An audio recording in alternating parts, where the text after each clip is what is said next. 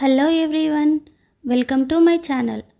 ఈరోజు వీడియోలో mutton pulao pressure కుక్కర్లో ఎలా తయారు చేసుకోవాలో చూద్దాం. ఈ పులావ్ని తయారు చేసుకోవడానికి ముందుగా నేను 1 kg మటన్ తీసుకున్నాను. ఈ మటన్ని వాటర్తో 2 times నీట్గా వాష్ చేసి పక్కన పెట్టుకోండి.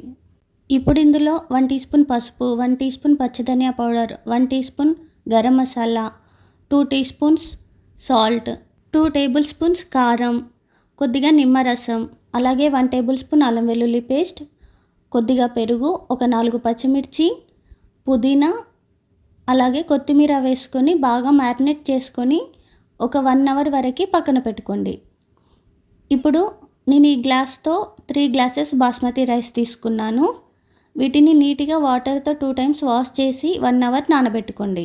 ఇప్పుడు స్టవ్ ఆన్ చేసి ప్రెషర్ కుక్కర్ పెట్టండి. అది హీట్ ఎక్కిన తర్వాత 5 tablespoons ఆయిల్ వేసుకొని 2 బగారా ఆకులు, 3 యాలకులు, ఒక స్టార్ ఫ్లవర్, కొద్దిగా షాజీరా, కొద్దిగా దాల్చిన చెక్క, 2 మరాఠీ మొగ్గ, కొద్దిగా జాపత్రి, 5 లవంగాలు, కొద్దిగా బ్లాక్ స్టోన్ ఫ్లవర్ వేసుకోండి. తర్వాత ఇందులో పొడుగ్గా తరిగి పెట్టుకున్న ఆనియన్స్ని వేసుకొని ఇవి ఈ విధంగా కలర్ చేంజ్ అయ్యేంత వరకు వేయించుకోండి. తర్వాత మనం ముందుగా మ్యారినేట్ చేసి పెట్టుకున్న మటన్ని ఇందులో వేసుకొని మొత్తాన్ని బాగా కలపండి. ఇప్పుడు మంటని మీడియం ఫ్లేమ్లో పెట్టి ఒక 5 minutes నార్మల్గా మూత పెట్టేసి ఉడకనివ్వండి. ఇప్పుడు 5 minutes తర్వాత ఇందులో వాటర్ అంతా పైకి వస్తుంది. ఇప్పుడు ఇందులో నేను 1.5 glass వాటర్ పోసుకున్నాను. మంటని మీడియం ఫ్లేమ్లో పెట్టి మటన్ అనేది ఈ విధంగా మెత్తగా ఉడికేంత వరకు ఉడికించుకోండి. తర్వాత మనం ముందుగా నానబెట్టుకున్న బాస్మతి రైస్ని ఇందులో వేసుకొని మొత్తాన్ని బాగా కలపండి. మీరు పులావ్ని ఫస్ట్ టైం ట్రై చేస్తున్నట్టయితే ఈ రైస్ వేయక ముందుకే మటన్ ఉడికించిన వాటర్ ఉంటుంది కదా, మటన్లోని పీసెస్ అన్నీ తీసి ఒక బౌల్లో వేసుకోండి. తర్వాత అందులో ఎన్ని వాటర్ మిగిలాయో అవి ఒకసారి గ్లాస్తో చెక్ చేసుకోండి. మటన్ ఉడికించినప్పుడు మిగిలినవి 1 glass వాటర్ ఉన్నాయనుకోండి.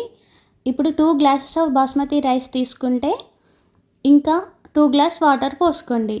ఎందుకంటే 1 glass బాస్మతి రైస్ తీసుకుంటే 1.5 glass వాటర్ యాడ్ చేసుకోవాలి. ఇప్పుడు ఒకసారి సాల్ట్ చెక్ చేసుకోండి. సాల్ట్ ఒకవేళ తక్కువ ఉంటే సాల్ట్ని యాడ్ చేసుకోండి.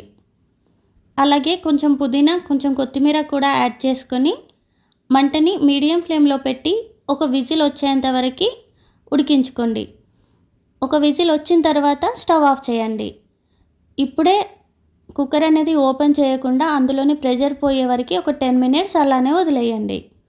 ఒక 10 minutes తర్వాత ప్రెషర్ కుక్కర్ని ఓపెన్ చేయండి. చూసారా మటన్ పులావ్ అనేది ఎంత పొడి పొడిగా వచ్చిందో.